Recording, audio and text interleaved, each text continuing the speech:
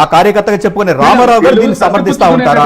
మాటలు మాట్లాడుతున్నారు కానీ మేడం, మనం చూస్తే గత ప్రభుత్వంలో బోండా ఉమా 2014-19 మధ్య అసెంబ్లీ సాక్షిగా ఒక్కొక్కటి పాతి పెట్టేస్తానని బూతులంతా అసెంబ్లీలోనే మాట్లాడారు. రామారావు గారు మీరు అధికారంలో ఉన్నప్పుడు మీరు గుంటూరు జిల్లాలోనే ఇదే మాచర్లలోనే మా పార్టీ కార్యకర్తల మీద మీరు ఎన్ని హత్యాయత్నాలు చేశారు అనేది చరిత్ర మర్చిపోదు సోదరా, మీరు అర్థం చేసుకోవాలి. అది కూడా దూషించినటువంటి పరిస్థితి ఉంది. ఈయన ఋషేంద్ర రెడ్డి గారికి ఇవన్నీ గుర్తులేవో లేకపోతే ఈయన తెలియదు. అంటే రామారావు గారు మేమంతా చదువుకోలేని వ్యక్తులైతే కాదు, కానీ మీ అసెంబ్లీలో మీ రోజా గారు ఏ విధంగా మాట్లాడారు, మీ అంబటి రాంబాబు గారు ఏం మాట్లాడారు, మీ గుట్కా మంత్రి గారు ఏ విధంగా మాట్లాడారు, ఇట్లాంటి అవి కూడా తీయండి రామారావు గారు. అవి కూడా మీరు దృష్టిలో పెట్టుకోవాలి కదా. బోండా ఉమాయం మాట్లాడాడు, అవి కూడా తీయండి. మీరు ముఖ్యంగా వ్యక్తుల్ని గౌరవించడం నేర్చుకోండి. మేము ఈ రోజు కూడా జగన్మోహన్ రెడ్డి గారు అంటున్నాం, కానీ జగన్మోహన్ రెడ్డి ఎక్కువ మాట్లాడలేదు కదా.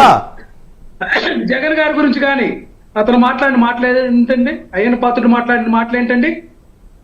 అంటే ఇప్పుడు మీరు ఇవన్నీ కూడా సమర్థిస్తారన్నమాట. అయితే వాడు మాట్లాడుతున్న భాష ఏంటండి? సిగ్గుండాలా? ఎవరికైనా సిగ్గుండాలి, ఎవరికి సిగ్గుండాలి? మీరు సిగ్గు లేక ఈ రోజు మీరు తిరుగుతా ఉన్నారు.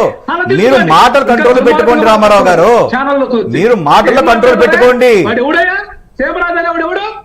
మీ పార్టీ ఖండించిందా? మీరు వాడు వీడు అంటే మాకు అదే నోరుంది, వాడు వీడు అనేది.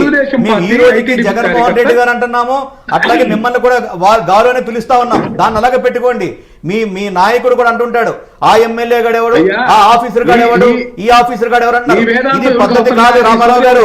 మీరు మీడియాలో ఉన్నప్పుడు కానీ సభ్య సమాజంలో ఉన్నప్పుడు కానీ వ్యక్తులను గౌరవించాల్సిన అవసరం ఉంది. మిమ్మల్ని సూటిగా ఒకటే ప్రశ్నిస్తున్నామండి, మీరు వినాలి, మీరు వినాలి రామారావు గారు. మిమ్మల్ని సూటిగా ఒకటే ప్రశ్నిస్తున్నాము. ఇదే మాట మీ తల్లిని గాని మీ చెల్లిని గాని అంటే కనుక మీరు సమర్థిస్తారా? కాదు రామారావు గారు, ఇదే మాటని మీ తల్లిని గాని మీ భార్యని గాని మీ కూతురు గాని మీ చెల్లిని గాని అంటే మీరు సమర్థిస్తారు. దానికి సమాధానం చెప్పకుండా ఎందుకండి ప్రసంగాలు, ఎందుకండి ఒక తప్పుడు ప్రసంగాలు? మీరు సమర్థిస్తారా? అన్ని విషయాలు తెలుసు కాబట్టి మీలాంటి కొత్త వాళ్ళని చాలా మంది తెలుసండి.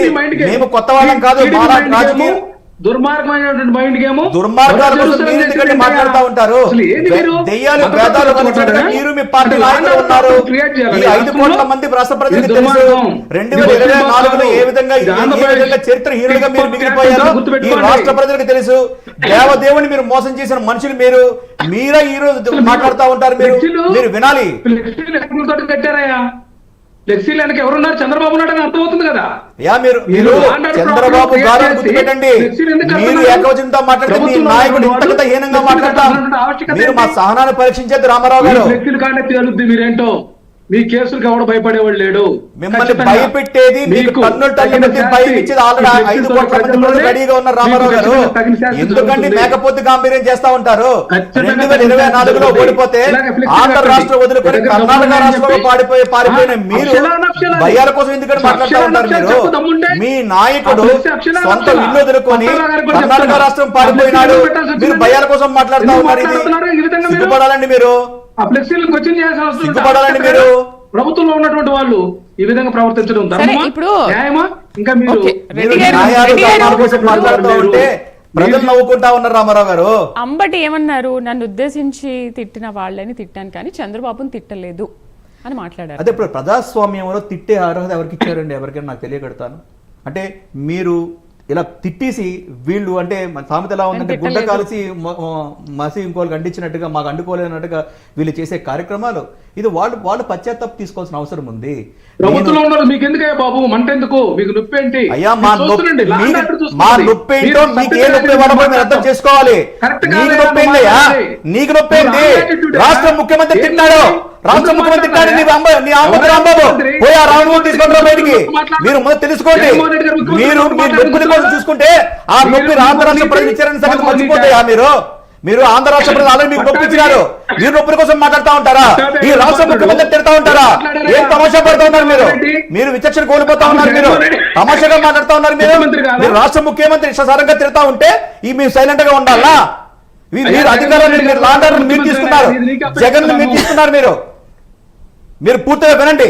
మీరు సిగ్గుపడాలి. మీరు ఈ మన్నమాటకి మీరు బేసిద్దరికి సమాధానం చెప్పాలి. మీరు లాండ్ ఆర్డర్ తీసుకుంటే కనుక మీ నాయకుడు రోడ్డు మీద తిరగరు. మీరు ఈ రోజుకి మీ నాయకుడు క్యాటలాగ్ చేసుకుంటారంటే కూటమి ప్రభుత్వం ఏ విధంగా పనిచేస్తే మీరు అర్థం చేసుకోవాలి. చంద్రబాబు ఒక్కడే ముఖ్యమంత్రి. మీరు వినయా ఏ జగన్మోహన్ ఒక్కడే ముఖ్యమంత్రి, ఏంటి జగన్ ఒక్కడే ముఖ్యమంత్రి? నీ జగన్ ఒక్కడే మనిషి అనుకుంటా ఉన్నావేమి? నీ జగన్ ఒక్కడే మనిషి అనుకుంటా ఉన్నావేమి? నీ జగన్ ఒక్కడే మనిషి అనుకుంటా ఉన్నావేమి? రమ్మని చెప్పు జగన్ బయటికి, రమ్మని చెప్పు బయటికి జగన్ ఒకసారి రమ్మని చెప్పు జగన్ బయటికి. తెలుసు ఏంటో మీరు పూర్తిగా వినయా. నొప్పి కోసం మీరు మాట్లాడకండి. మీరు ఇష్టాసారంగా మాట్లాడతారంటే మాకు నోళ్ళు ఉన్నాయి. మీ ప్రజాస్వామ్యంలో ఉన్నాం, ఆ ప్రజాస్వామ్యాన్ని మేము గౌరవిస్తా ఉన్నాం. దానికి సమాధానం చెప్పాలి.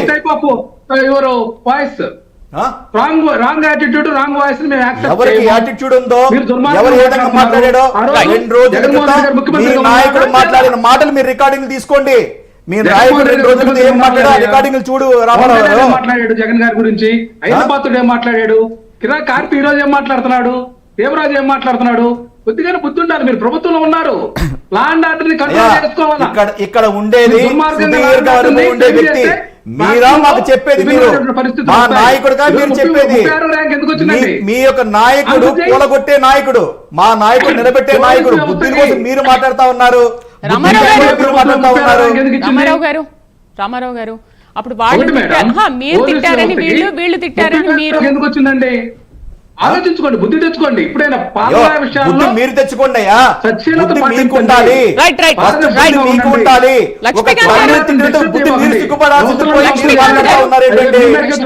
తల్లిని మీరు మాట్లాడుతూ ఉండి మీరు సిగ్గుపడాల్సింది పోయి బుద్ధి తెచ్చుకోండి. మీ నాయకుడు తెచ్చుకోవాలి. మాట్లాడచ్చా మేడం? చెప్పండి. ఇది డిబేట్ లా లేదు మేడం, ఒక విధి విధానాలు లేవు. కాదండి, ఇప్పుడు వారు ఉన్నారు, రామారావు గారు ఉన్నారు. ఇప్పటికీ కూడా ఒకసారి మా మిత్రులు ఒకసారి వినాలి, జనసేన మిత్రులు.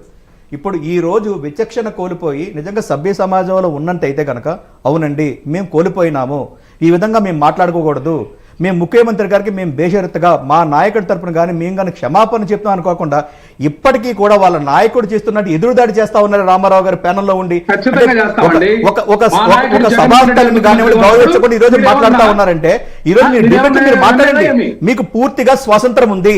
మీరు వినండి దయచేసి, రామారావు గారు వినాలి. మీకు స్వతంత్రం ఉంది, మీరు విమర్శించండి, ఉందాగా విమర్శించండి. ఓకే, మీకు ఇష్టం కాని ప్రభుత్వం, మీకు ఇష్టం కాని ప్రజలు, ఎందుకంటే మీకు వ్యతిరేకంగా ఈ ప్రజలు ఓట్లు వేసినారు కాబట్టి, ప్రజా ఇష్టంతో కూటమి ప్రభుత్వం ఏర్పడింది కాబట్టి మీకు అక్కసు ఉండొచ్చు, మీరు విమర్శించండి, ఉందాక విమర్శించండి. అంతేగాని ఈ రోజు కూడా విచక్షణ కోల్పోయి పొద్దున్న మీ అంబటి రాంబాబు గారు మాట్లాడినట్టుగా ఈ రోజు మీరు ప్యానెల్లో ఉండి మాట్లాడుతున్నారంటే ప్రపంచం చూస్తుందన్న సంగతి మీరు మర్చిపోకూడదు. రామారావు గారు సోదరులు జనసేన సోదరులు మీరు చెప్పగలగాలి. లక్ష్మీకాంత్ గారు మీరు మాట్లాడండి. చూసుకోండి, మీరు మాట్లాడినటువంటి అంశాలు ఎంత దుర్మార్గం.